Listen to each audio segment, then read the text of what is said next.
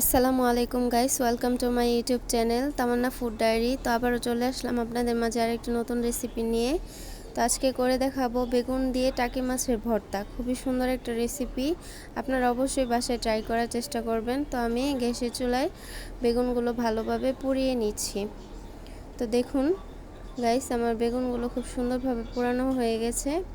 তো এখন হচ্ছে আমি টাকি মাছগুলো রেডি করে নিচ্ছি। টাকি মাছগুলো একটু বড় সাইজের টাকি মাছগুলো নিয়েছি যেহেতু, এর জন্য আর কি। তো এখন চুলাতে একটি কড়াই বসিয়ে দিয়েছি, তেল গরম হয়ে গেছে। এখন টাকি মাছগুলো আমি ভালোভাবে ভেজে নিব। তো এর ফাঁকে আমি বেগুনগুলো ভালোভাবে ছিলে চটকিয়ে নিয়েছি। তো দেখুন আমার টাকি মাছগুলো এক পাশ ভাজা হয়ে গেছে। তো আমি উল্টিয়ে দিব আরেক সাইড ভালোভাবে ভেজে নেওয়ার জন্য। একটু হালকা সময় লাগবে, আমি চুলাটা মিডিয়াম আঁচে রেখেছি। তো দেখুন আমার মাছগুলো এই পাশেও খুব সুন্দরভাবে ভাজা হয়ে গেছে। আমি এখন চুলা থেকে নামিয়ে রাখবো। তো দেখুন আমার মাছগুলো খুব সুন্দরভাবে ভাজা হয়ে গেছে। তা আমি আগে থেকে রেডি করে রেখেছিলাম পেঁয়াজ কুচি আর হচ্ছে রসুন কুচি, তার সাথে হচ্ছে আমি অল্প পরিমাণের হচ্ছে আদা কুচি দিয়েছি শুধু ফ্লেভারের জন্য। যারা পছন্দ করে না তারা স্কিপ করতে পারেন। তো আমি হালকা তেলে একটু ভালোভাবে নেড়ে চেড়ে তারপরে হচ্ছে কাঁচামরিচ অ্যাড করে দিব। যেহেতু পেঁয়াজে পানি থাকে, তো হালকা পানিটা শুকিয়ে যাওয়ার পরে আমি কাঁচামরিচগুলো অ্যাড করে দিয়েছি। তো দেখুন এখন আমি লো হিটে ভালোভাবে ভেজে নিচ্ছি। তো আমার কাঁচামরিচগুলো দেখেন লো হিটে রাখার কারণে প্রায় সুন্দর সিদ্ধ হয়ে গেছে। তো এখন হচ্ছে আমি চটকিয়ে রাখা যে বেগুনগুলো রেখেছিলাম এগুলো এখন অ্যাড করে দিচ্ছি। ভালোভাবে নেড়েচেড়ে এগুলো একসাথে মিশিয়ে নিব। তো তার সাথে হচ্ছে অ্যাড করে দিয়েছি হচ্ছে টাকি মাছগুলো ভালোভাবে কাটা ছাড়িয়ে আমি রেখেছিলাম।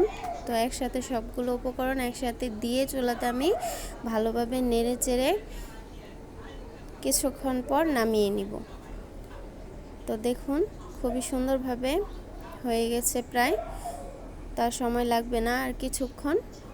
খুব ভালোভাবে ভাজা হয়ে গেছে। তো আমি পরিমাণ মতো লবণ দিয়ে দিচ্ছি, যেহেতু আমি ভর্তাটা করার সময় কাঁচা লবণ অ্যাড করতে চাচ্ছি না, তাই আমি একদম চুলাতে রেখেই আমি লবণ অ্যাড করে দিচ্ছি যাতে এগুলোর সাথে ভালোভাবে লবণটা মিশে যায়। তো দেখেন আমি ভালোভাবে লবণটা মিশিয়ে নেওয়ার জন্য ভালোভাবে নেড়ে চেড়ে নিচ্ছি। তো অবশ্যই কারা কারা টাকি মাছ ভর্তা পছন্দ করেন অবশ্যই কমেন্টে জানাবেন। তো দেখেন গাইস আমার ভর্তাটা হয়ে গেছে। তো আমি একটা প্লেটে এখন ঢেলে রাখবো আর কিছুক্ষণ রেখে দিব এভাবেই ঠান্ডা হওয়ার জন্য। তো দেখেন আমি এভাবেই কিছুক্ষণ রেখে দিয়েছি। এখন ঠান্ডা হয়ে গেছে। আমি সামান্য একটু হাতে লবণ নিয়ে ভালোভাবে মেখে আমি ভর্তাটা সুন্দর করে নিব। তো সাথে হচ্ছে একটু সরিষার তেল দিয়ে দিব ভালো ফ্লেভারের জন্য। তো অবশ্যই আপনারা কারা টাকি মাছ দিয়ে বেগুন ভর্তা পছন্দ করেন কমেন্টে জানাবেন, আর আমার চ্যানেলটাকে অবশ্যই সাপোর্ট করবেন।